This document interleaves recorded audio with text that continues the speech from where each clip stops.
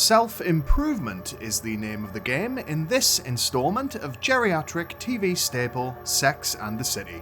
But thankfully we're spared seeing what would come out of Carrie if she took the substance. So, augment something noticeable, like and subscribe, and let's get into it.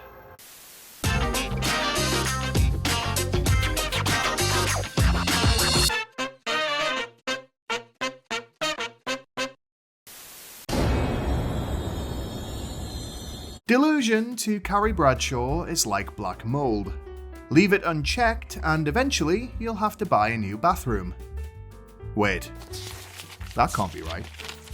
But never mind. Because her impulse control when it comes to men is the same as a maladjusted golden retriever's to a room full of sexy legs, the mere sight of Aidan Shaw's unwitting ass has her cold calling his house like a lovesick telemarketer. To no avail, it turns out, possibly because the mere sight of her already caused him to bust out his go bag and hop a freight train. Or dive in front of one. At Samantha's suggestion, Carrie attempts to overcome her inexplicable fear of technology by writing Aidan a heartfelt email, which, based on what we see, goes about as well as you'd expect. And if I've never said it explicitly before, let me say it now. If you've cheated on someone, you don't get to say that you never meant to hurt them, because regardless, it didn't matter enough to stop you. Or your holes. She plumps for a simple I miss you, and lasts 36 hours without a response before she's back on the phone to him, demanding an explanation like she's somehow mistaken him for Clippy. After establishing that he deleted the anonymous message without reading it, the last smart move he'll make this season, she invites him to a group hang with Miranda and Steve. Two people just hanging out with traumatized exes they've barely spoken to in months. Nothing weird there. On their bizarre double non-date, Carrie stages a filibuster in an effort to stop anybody else asking for the check. When Steve manages to escape to the bathroom, presumably to see if there's a window big enough to fit through, Aidan whines that he needs to go too, but men don't go to the bathroom together. I guess he thinks the holes in all of the bathroom stalls at Scout are for thumb wrestling. Carrie does manage to chuck Miranda far enough under the bus to get Aidan alone. And the soul-hungry demon that dwells within her crawls far enough up her throat to tell him that she wants to get back together. Oh, guy.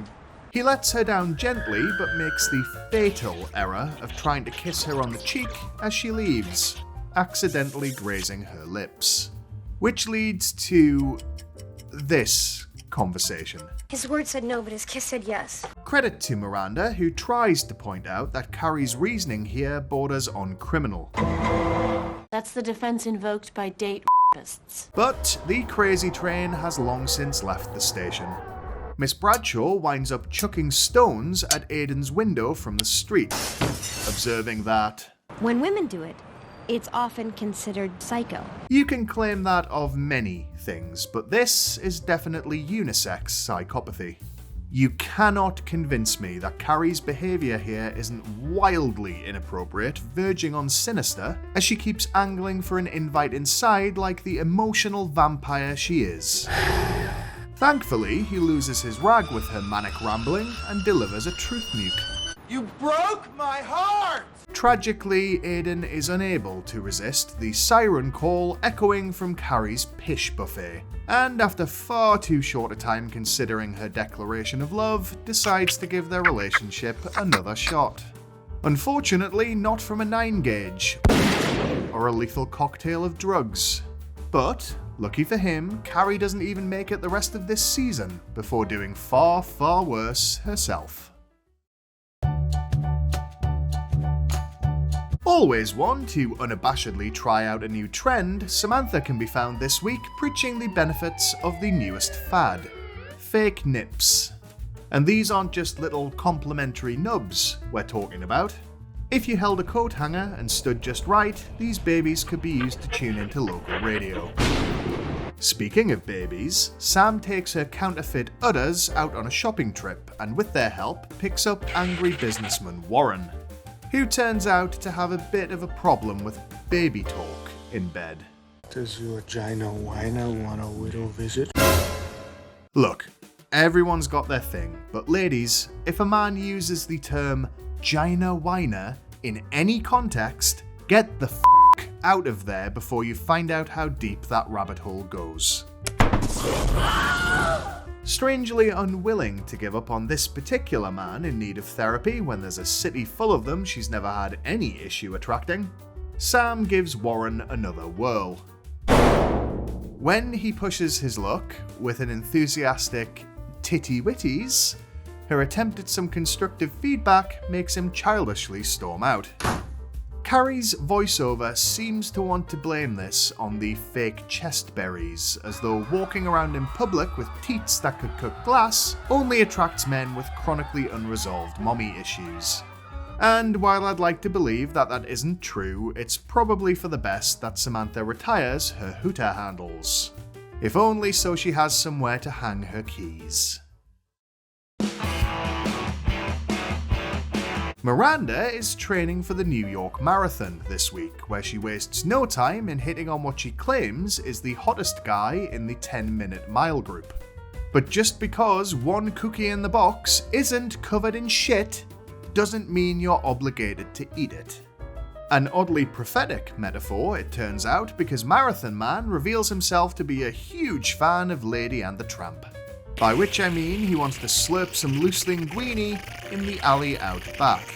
While Miranda's mildly horrified by the unannounced experience, the worst part by far is that it results in the revelation that Charlotte and Trey are not just into a bit of the clenched cuisine, but are routinely doing it to each other. Giggity. This is the same person who couldn't bring herself to look at her own business in a hand mirror not too many episodes ago. Someone make her make sense. Deciding to roll with it, Miranda settles in for a night of salad tossing, but finds herself unable to reciprocate. No wonder, mind you, considering that Marathon Man's way of asking is to silently wiggle his chili maker in her face like a horny cat. And with a comparable amount of fur, I noticed. What? Call it professional curiosity. Oh, bite me. For some reason, that encounter calls time on their sexcapades, to the point that Miranda runs a mile 1 whole minute faster just to get away from him. Bizarre, really. Just buy a razor and some good soap and go to town, girl. It's not that deep. Unless you want it to be.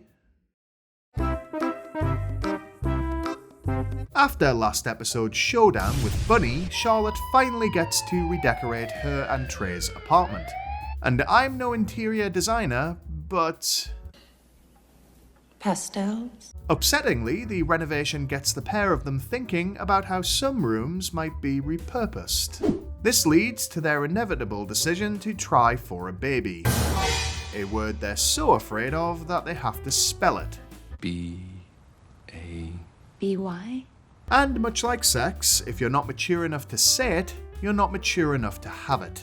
Naturally, it's less than 24 hours before Charlotte is shopping for tiny little dresses, and I have never identified with a character as much as I do Samantha in this moment.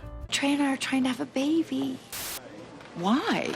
Luckily for Charlotte, she bumps into old friend Trisha and her daughter Mary Elizabeth, who I'm about 90% certain is really a 33-year-old Estonian. This encounter, for some reason, lights a fire in Char's ovaries, leading her to ride Trey like she's late for the Kentucky Derby. A dinner with Trisha and her family throws some cold water on Mrs. McDougal's urgent need to procreate, however, when it illustrates some of the harsher realities of raising a pack of ungrateful feral goblins. Having just managed to get Trey's splatter cannon working, she finds herself suddenly uninterested in the prospect of birthing what, with Trey's genetics, is bound to be a fully formed 43-year-old with anuses for eyes. They finally talk about it after Charlotte takes delivery of a rattle that Trey ordered, to which he says, Completely premature. I was just so excited. Wouldn't be the first time, would it, Trey? They reflect on Trisha's kid-stained marriage and promise that their children will be different. Which, of course, they will. They'll be worse. Last video's top comment goes to TieTieBaby06, who, just like Carrie Bradshaw, knows good sex. But unlike Carrie Bradshaw, also knows good boundaries. Keep it up! This episode's another minefield question-wise, but here's one for you. Has a partner ever given you some feedback that went down like a lead balloon? Let me know in the comments below. Either way, thanks for watching, don't forget to like and subscribe, and remember, if you can't be good, be crusty.